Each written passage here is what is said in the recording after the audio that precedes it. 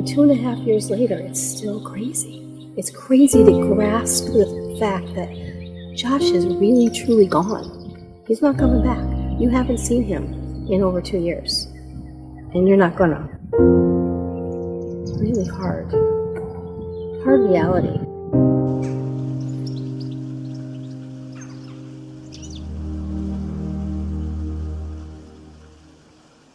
In December 2012, Josh Proutey's life came to a tragic end when he was killed in downtown Wilmington.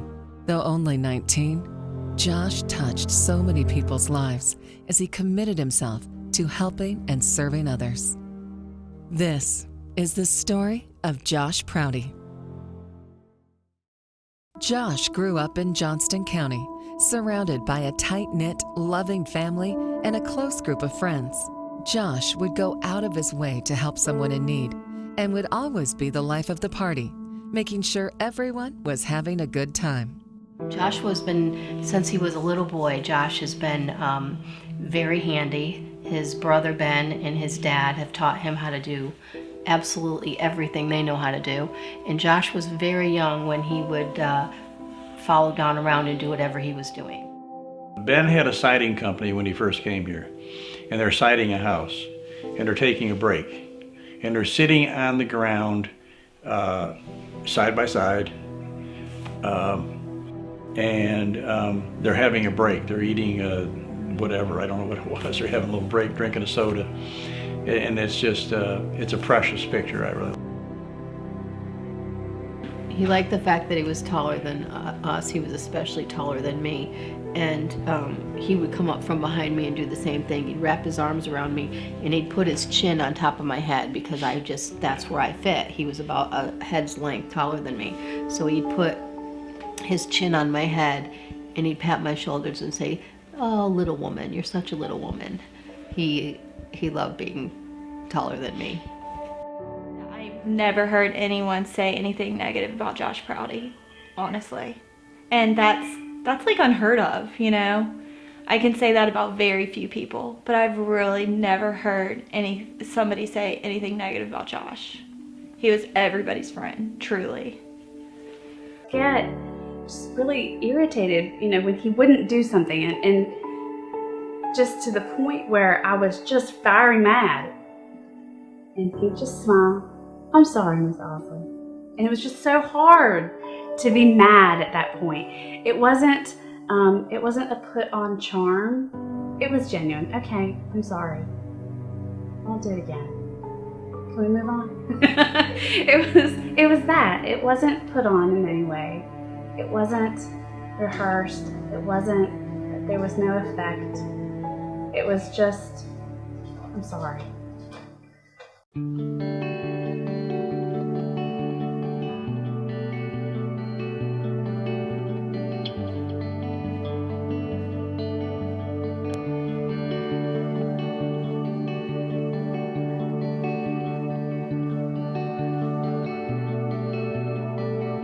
He would hug me and kiss me and say, "I love you," and same with his dad. I don't think a day went by that he didn't say, "I love you," especially, you know, putting him to bed at night, or even when he would come home when he was in high school, you know, come in the bedroom and say, you know, "I'm home, you know, good night, I love you."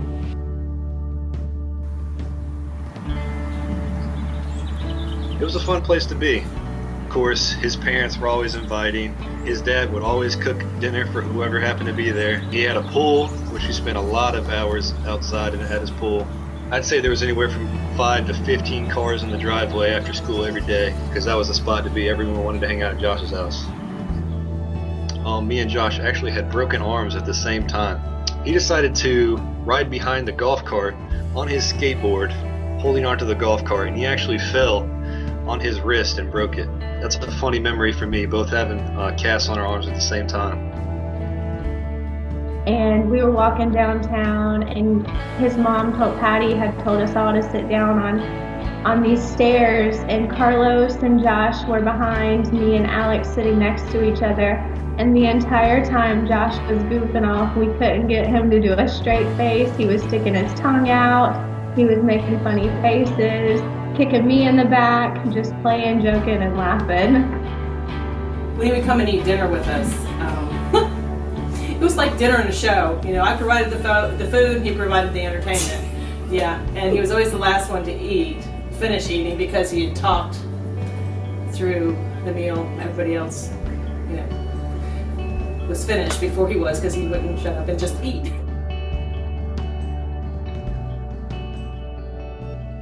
This is a young man that spent his summer vacations going to places like Guatemala and Honduras to help feed and take medical supplies to orphans. On our first trip down there, you just see how he gets there and how he is interacting, and every single one of the kids is his favorite. But there was one young man there that was named Carlos, and it just touched Josh's heart. And then we made a second trip, and on the second trip, Josh wasn't going home without Carlos, and there was nothing anybody could do about it. And Carlos became my brother. And I think the first time Josh went to Guatemala, he was 8. I think so. And we went to do short-term missions trips there. We stayed as long as a couple of months and as short as a couple of weeks, several times. Josh loved going to Guatemala. That's where he met his brother Carlos in the orphanage that we volunteered at. And like I said, long before we ever adopted Carlos, Josh and Carlos called each other brother. And Joshua loved the kids in the orphanage. It was really amazing how they couldn't speak English really, and he couldn't speak Spanish very well, and how they communicated. It was just amazing. Back from Guatemala, I remember all I heard was Carlos this, Carlos that. So excited about helping other people. A little boy going up to do a feeding program in the mountains came out into this dirt road, and we were driving past where he came out of, and his shirt was all tattered. It was filthy dirty, and it was a button-up shirt, but all the buttons were missing, so it was open. And Josh said, Mom, stop, I want to give that boy my shirt. I asked the driver to stop, and Josh jumped off the back of the truck and ran back down the road, and he switched shirts with the boy. He took his shirt off and handed it to him, and the boy took his shirt off and handed it to Josh. When people say the expression that, you know, they'll give you the shirt off his back, Joshua literally gave away like that all the time. For Josh, it was always about helping and serving others, following in the footsteps of his father, a Navy corpsman on a medevac helicopter tending to injured Marines in Vietnam, and his brother Ben, a Marine. Josh was in the process of finalizing his enlistment into the Marine Corps. I can't remember how long it was, but it's almost like a child telling you, I want to grow up to be a fireman. You're like, yeah, okay, And then he got older and he never wavered. I'm going to go in the Marine Corps. I'm going to be like Dad, I'm going to be like Ben. I think we started taking Josh to reunions for my Combat Helicopter Association. And then as he got older, some of the other Marines would be telling Josh stories about Dad.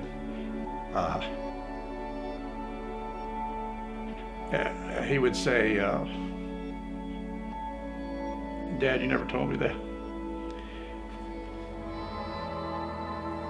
You never told me that.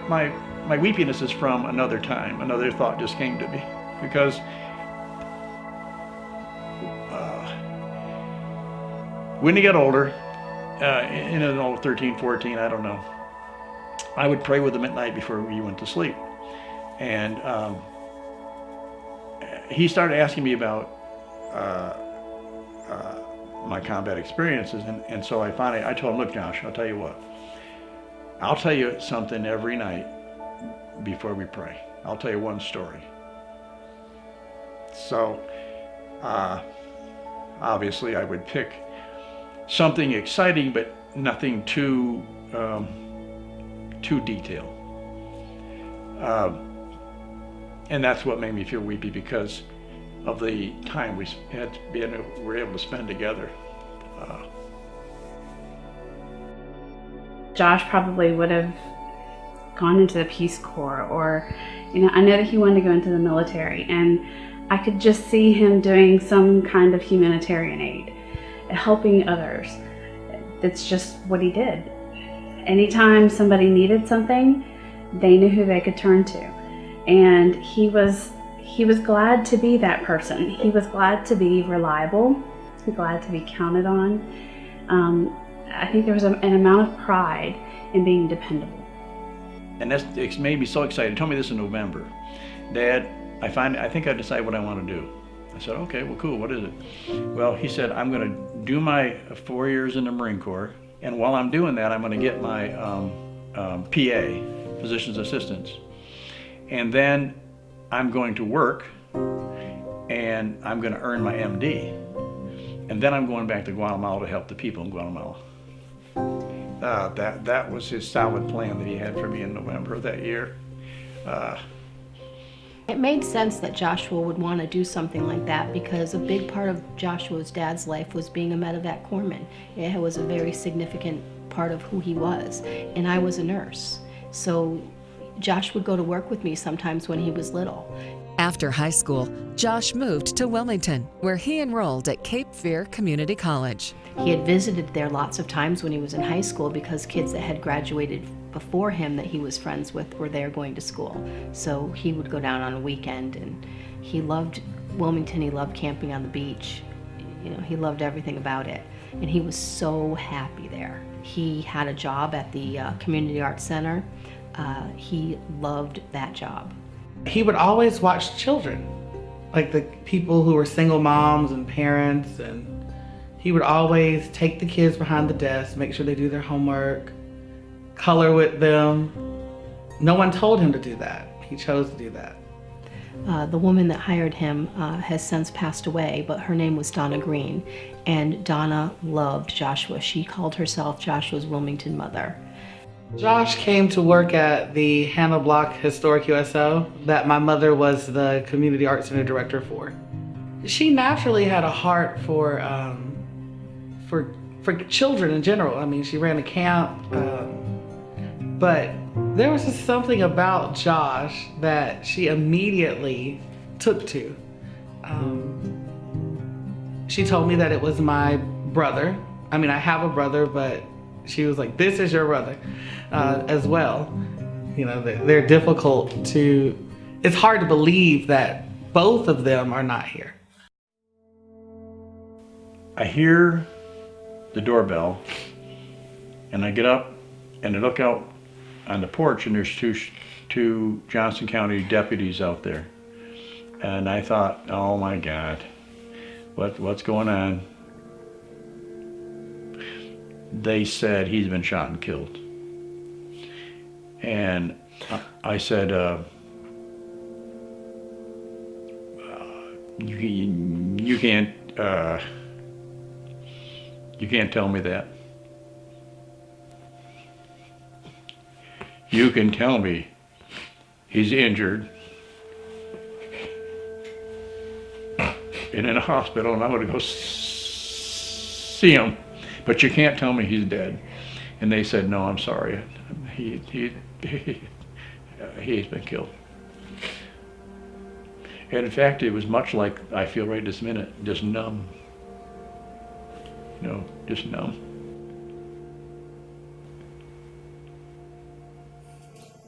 That was the worst day of my life. To me, that's the tragedy in this, is that this is a kid who would have gladly given you his dinner and probably gone hungry that night, or had a package of oodles and noodles at home. But he would have gladly have given his sandwich away, given somebody money for gas if they need it, and not thought twice about it. I often say that if I had known that Josh was only gonna live for 19 years, I'd have taken him out of school in kindergarten. Just had fun. You're not going to school, it's not even gonna matter. We're just gonna go have fun.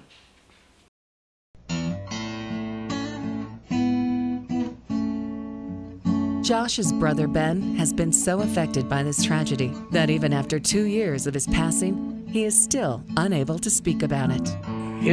I know it's very difficult for Ben, but Ben's 30, 9, and so he hasn't. I think he hasn't learned it. It's okay if you cry.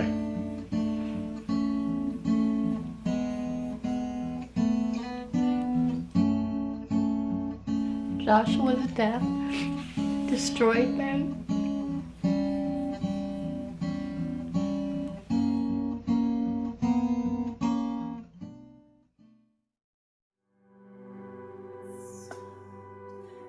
When the kids have their birthdays, I mean, it's not just when Josh's birthday rolls around, but when Sean has a birthday or Paul has a birthday, you know, in the holidays, it's like Josh is supposed to be here. Yeah. I just think he just made such a lasting impact on just loving others and just making other people feel like they were important. Josh was the first student that I lost. To see that promise and that notion of being invincible.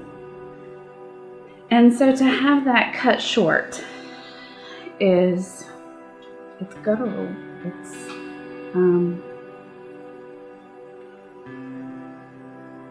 There's nothing like it.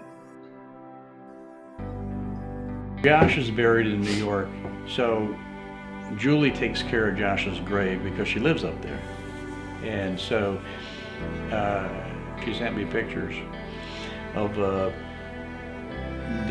refreshing the flowers and planting new flowers, and she doesn't. It's not a selfish either. She, like yesterday, she put a rose in one for each of her siblings, and one for Patty, one for I. Josh was the nucleus of our family. Josh held us together. He held all of us together. Our world revolved around him. And Julie's life and Ben's life and our life, and he was like the glue that held us all together. I would tell him thank you. I would tell him I love him. I would tell him I cherish all of our memories. And I would tell him we miss him, but we can't wait to see him again. And so there was one particular boy, Cortez, and his mother was having a hard time because Cortez asked after Christmas, "Where's Josh?" And for a long time she kept telling him that, he went on a vacation, or then eventually she said he doesn't work here anymore. And then Cortez was really upset and started crying because he couldn't understand why Josh would move away and leave him. And so then eventually she had to tell him what really happened. Well, if Josh was here, this is what he would say. If Josh was here, he'd be all into this or whatever, just the day-to-day things, besides the birthdays and the holidays. Never in a million years could I have known. I just, this doesn't happen to people like us. It's just...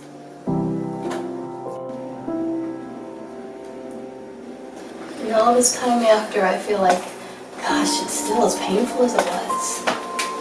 When I come back here and I see the school, and I see the church, and I see the backyard, and I see the clubhouse, and I see the pool. He's a beautiful boy. There's something short in her breath without Josh in the world. She is fully in the world, but she's only half breathing. She's present. She knows she's on earth. She knows he's in heaven, and yet she doesn't take a full breath.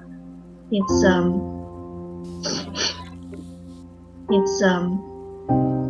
hard because I miss Josh too, and I hurt for her. I mean, she's kind of like my kid, so because I was the surrogate mother. When she hurts, I hurt, and then I also have my own hurt from Josh. 2.5 years later, Josh's room looks the same as if it did the last time he was home.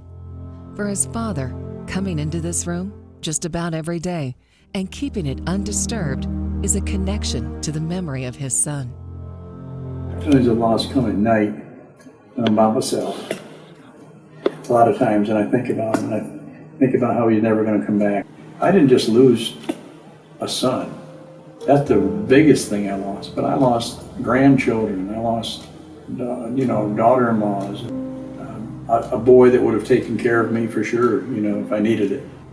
Most of the time, time heals and you have to move on. But sometimes I'll be driving down the road and just a memory will come and it'll cause tears to come to my eyes. I can't. It's hard for me to just break down and cry, even though I tell myself it's okay. But sometimes when I'm driving in the car, I can a little bit, I'm saying, just driving by myself and something will come to me and anger wells up and sadness overtakes and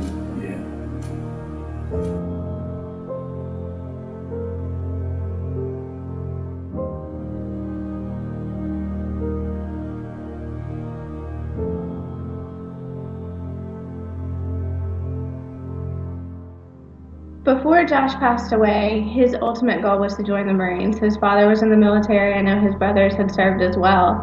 And I know that was his path at that time. He was pursuing going into the Marines and things like that.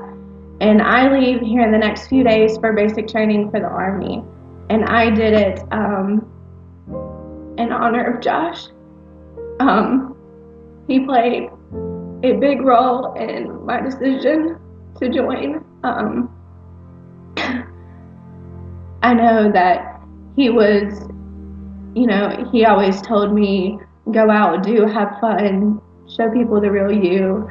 And he was always such an encouragement and always wanted to touch people's lives. So I know I'm living vicariously through him, or he is living vicariously through me by doing this.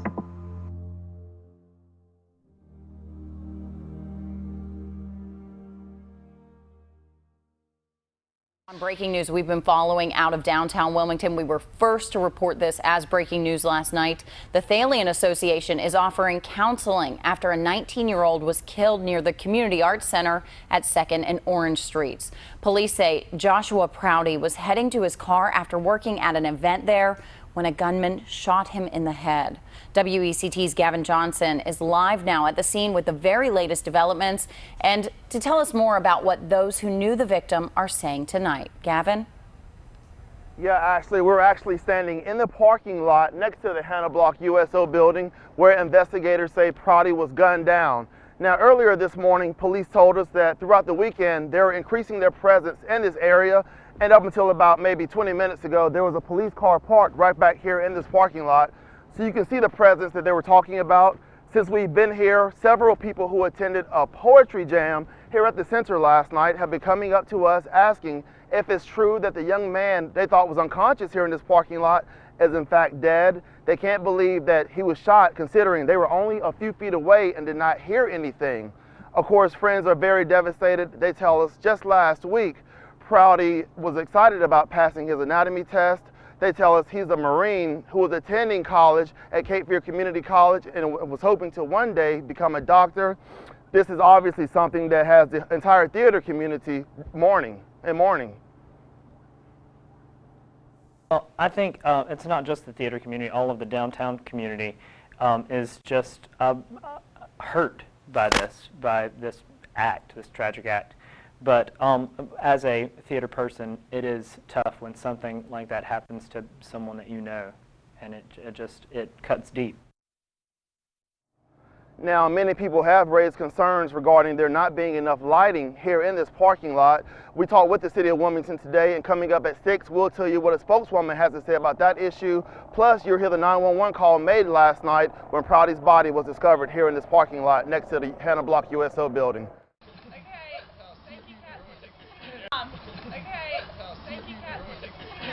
Okay. One of them, General Fred McCorkle, retired out of the Pentagon And General McCorkle gave Josh a coin. And it's an honor to get a coin from a general. And because he knew that he was planning to join the Marine Corps, and he was working on his enlistment, really. But the day he gave him the coin, we were getting ready to go to Arlington. And while we're waiting for the transportation, General McCorkle said, "Josh, come here." He said, "I want you to have this." He said, "Now listen."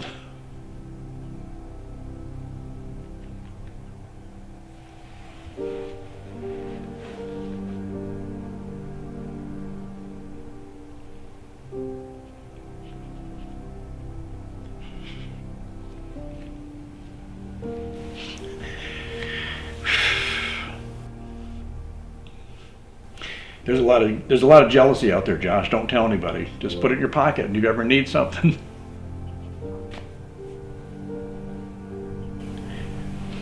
If you ever need something, call me.